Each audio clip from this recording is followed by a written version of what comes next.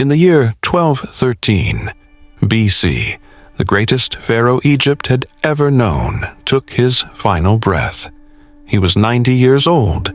He had ruled for 66 years, fought in wars, built more monuments than any pharaoh in history, fathered over 100 children, and made Egypt the most powerful empire on earth. When he died, Egypt mourned for over a year. His mummy was preserved so well that today, over 3,000 years later, we can still see his face. This is the story of Ramses II, Ramses the Great, a man who became pharaoh at 25 and ruled until 90, a warrior who fought one of the largest battles in ancient history, a builder who left his mark on every corner of Egypt. This is the story of the pharaoh who made himself immortal. Ramses was born in 1303 BC into the most powerful family in Egypt. His father was Pharaoh Seti I, a great military leader. His mother was Queen Tuya. From birth, Ramses was destined to rule. But being born a prince wasn't enough. Royal children had to prove themselves worthy. Ramses's education began early. He learned hieroglyphics, mathematics, astronomy, and architecture. But most importantly, he was trained as a warrior. By age 10, Ramses accompanied his father on military campaigns. He learned to shoot arrows from a moving chariot. He trained with sword and spear. He studied military tactics. His father gave him command of his own unit while still a teenager. At age 14, Ramses was named Prince Regent, with real administrative duties. He wasn't just learning to rule. He was already ruling alongside his father. In 1279 BC, Seti died, and Ramses ascended to the throne at age 25. The coronation was magnificent. Priests placed the double crown of Upper and Lower Egypt on his head.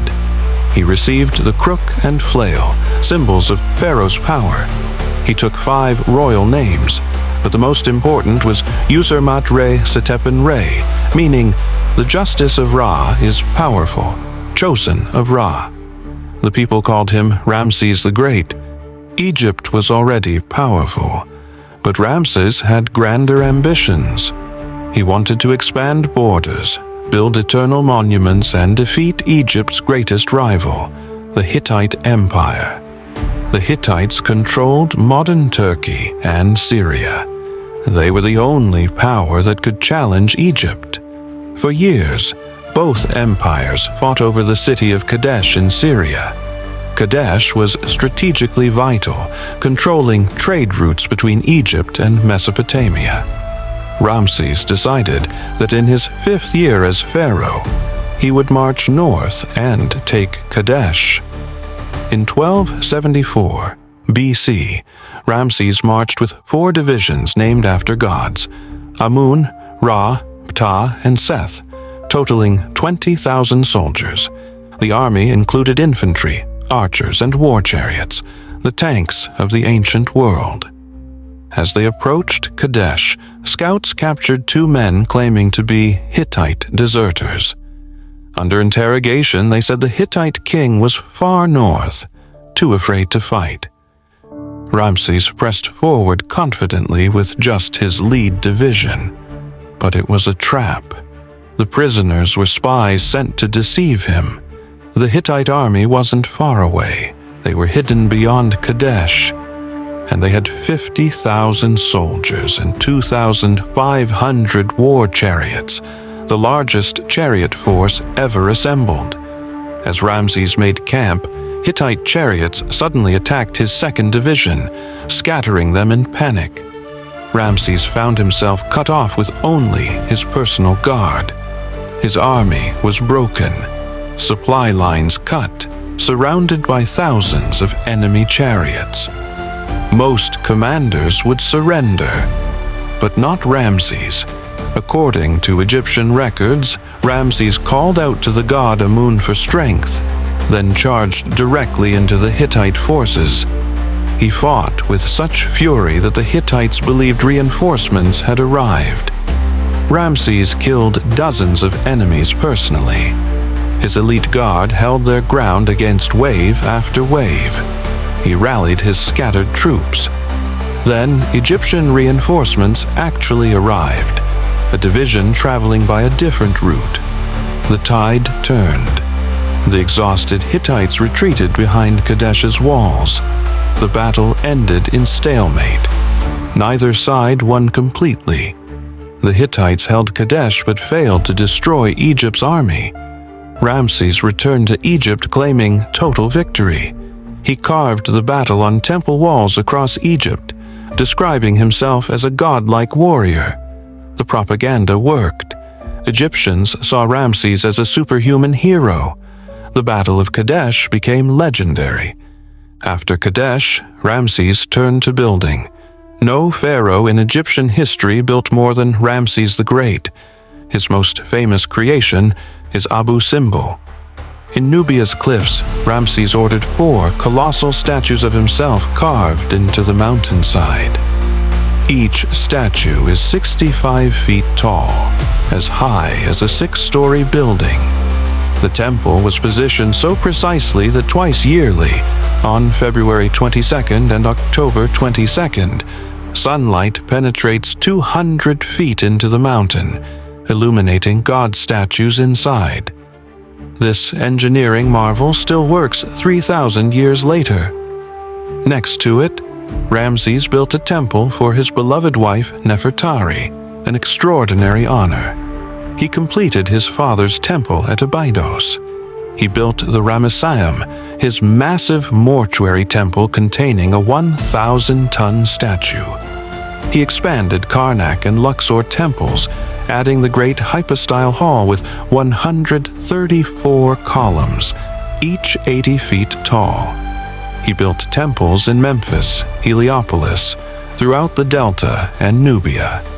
He founded Ramesses, a new capital that became one of the ancient world's largest cities.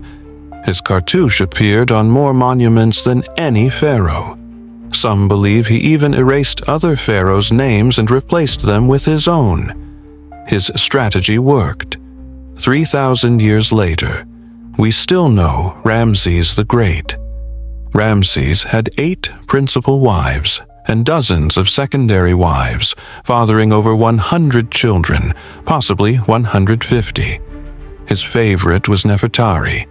He called her the one for whom the sun shines, and built her that temple at Abu Simbel.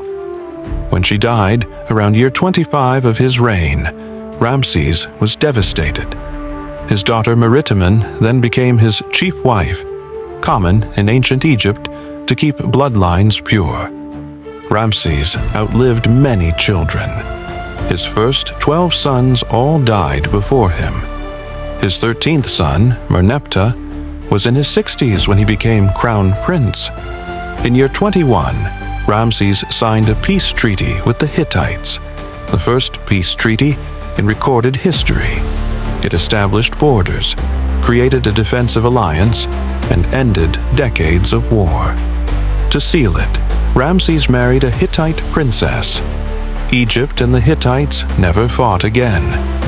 For the next 45 years, Egypt prospered. Trade flourished across the Mediterranean and Near East. Art and culture thrived. The economy boomed. Ramses celebrated multiple said festivals, jubilees proving his continued strength to rule. At ages 55, 58, 61 and beyond, he passed these tests. He celebrated 14 said festivals total, more than any pharaoh in history. As he aged, arthritis plagued him, his teeth wore down, his spine curved. But he never stopped ruling, remaining active in government until the end.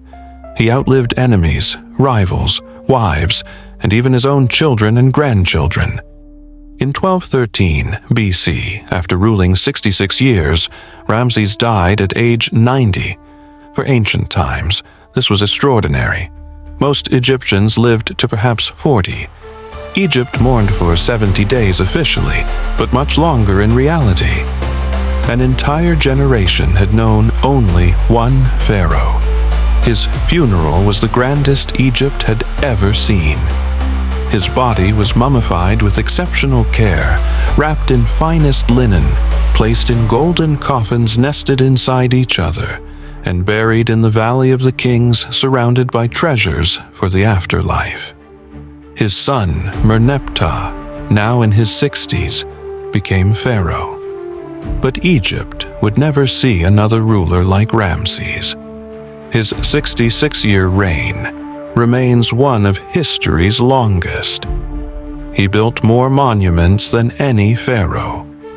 He expanded territory and influence. He brought peace and prosperity. But most impressive, he achieved his greatest goal. He made himself immortal. Today, over 3,000 years later, millions visit his temples yearly. His mummy rests in Cairo's museum, his face still visible. His monuments still stand.